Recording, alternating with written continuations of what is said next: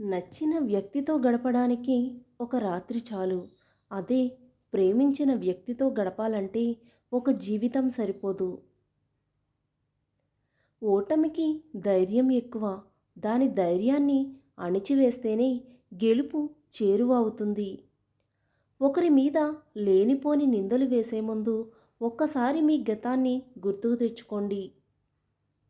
చెయ్యని తప్పుకి ఈ సమాజం నిందిస్తుంది, నిలదీస్తుంది.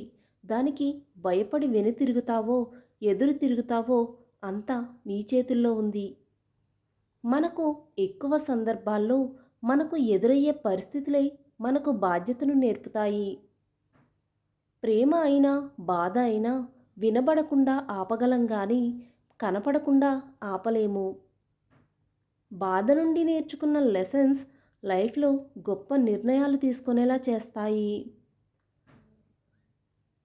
మన జీవితంలో ఏది కోల్పోయినా సరే వ్యక్తిత్వాన్ని మాత్రం కోల్పోకూడదు.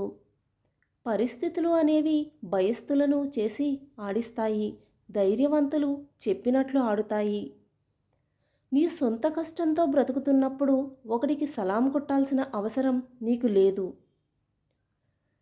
మనీతో పొందగలిగేది ఏది శాశ్వతంగా ఉండకపోవచ్చు, కానీ మనసుతో పంచేది ఎప్పటికీ శాశ్వతంగా ఉంటుంది.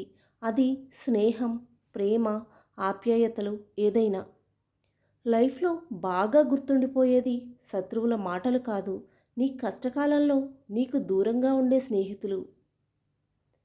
జీవితంలో కష్టపడకుండా ఏదీ రాదు. అలా వచ్చింది ఎన్నటికీ నిలవదు. గంధపు చెట్టు తనను నరికే గొడ్డలికి కూడా పరిమళాన్ని ఇస్తుంది. అలాగే మంచి క్యారెక్టర్ కలవారు వారిపై విమర్శలు చేసేవారికి కూడా మంచే చేస్తారు. ఒక మంచి పుస్తకం, ఒక మంచి వ్యక్తి అంత తొందరగా అర్థం కారు. లోతుగా చదవాల్సిందే. కారణాలు లేకుండా వచ్చే కోపాలు, మనసును తాకే మాటలు ఒక మనిషిని చాలా బాధపెడతాయి. సరైన తండ్రి, సరైన భర్త దొరకని ప్రతి అమ్మాయి కూడా అనాథే అవుతుంది. బాధ విలువ ఆ బాధ మోసేవాడికే తెలుస్తుంది. చూసేవాడికి కేవలం కనపడుతుంది అంతే. సంతోషం అనేది మనీలోనే దొరికితే కేవలం ధనవంతులే నవ్వాలి ఈ సమాజంలో.